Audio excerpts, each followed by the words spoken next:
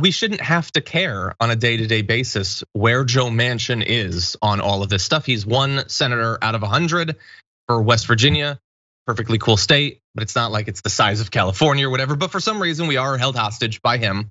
And he is holding out the football. Would you like to take a kick at it? And what do I mean? Well, he had said, we're going to have to work it through reconciliation, which I've agreed that can be done.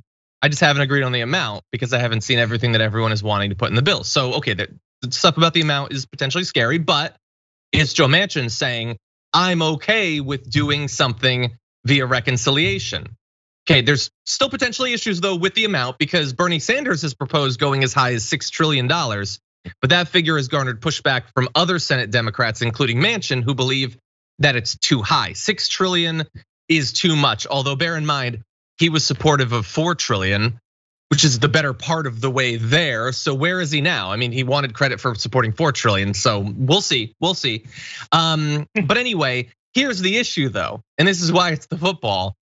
He says he's in favor of doing a bill via reconciliation. Like you pass the bipartisan one, you get the reconciliation. But he's not in favor of linking them in any way. He says saying I'm going to not vote for the other one because you haven't guaranteed the vote for everything. We've never done legislation that way. I've never been a part of it in 10 years that I've been in the Senate. Adding that the bipartisan bill was doable and that the Democrats should take that victory. So here's the issue from my perspective. He says, I'm for the bipartisan one and I'm for the reconciliation one. Don't link them. What does that really mean? What does it mean to link them? It means I demand both. I really want both. If you cut that link, when the link only means that you really want both to pass, that's all it means in practice. Does he actually support the reconciliation? Well, we absolutely not. We know this already, but also. But he said he does. He said he supports it. He said it right up there in my rundown, like a little bit up, like 3 inches up there.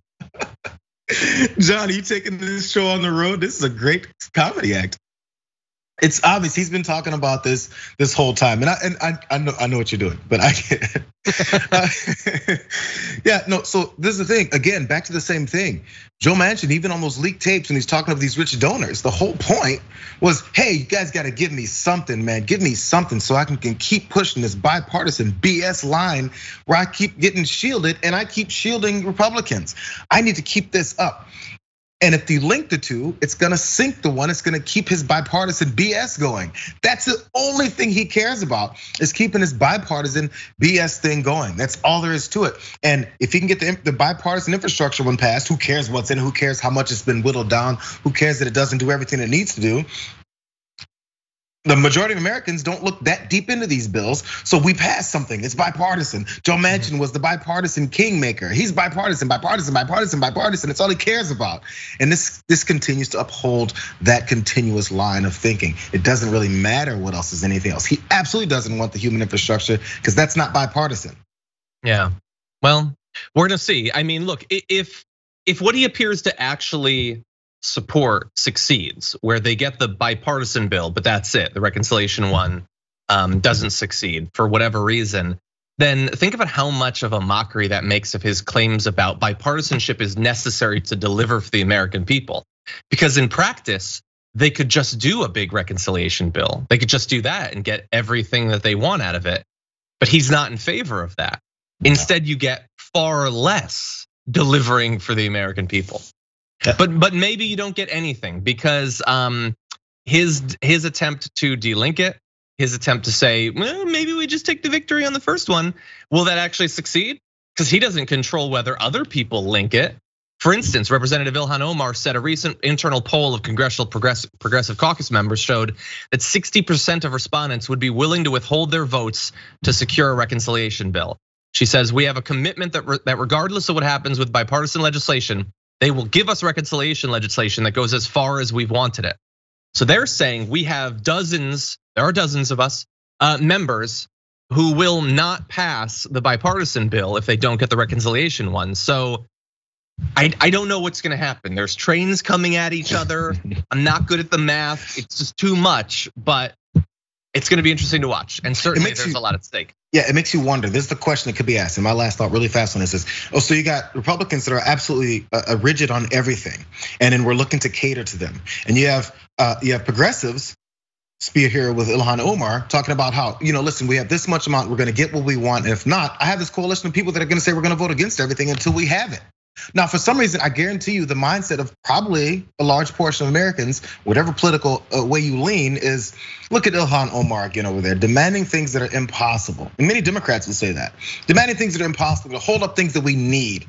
But if Republicans are over there getting the ear of multiple Democrats, you don't think, oh man, look at those Republicans over there holding up everything for ridiculous reasons. Why don't they come our way and get something done? Instead, Ilhan Omar and the Rashida Tlaibs and AOCs of the world have to come right to get things done. Things never have to go left to get them done. Even with Joe Manchin's starting point is with Republicans and making sure they're happy and then getting enough of what he wants on the side. But it's never starting with, hey, you guys, we have this energetic group which is continuing to get filled and grows within our representation in the House of progressives. It grows, it gets bigger, but we're not looking to start from them or appease them. They're annoying, and the other side is actually trying to legislate from another side.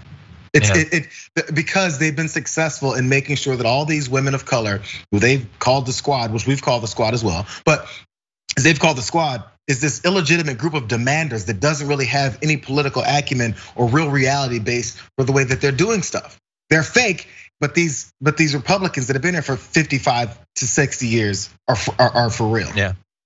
Yeah, and nowhere in any of this does the actual interests of the people or where they line up more with. Do they line up with the Republicans? Do they line up with members of the squad? I don't know. There's no way to know. There's no way to know. Don't look at the polls. That's just not a part of it.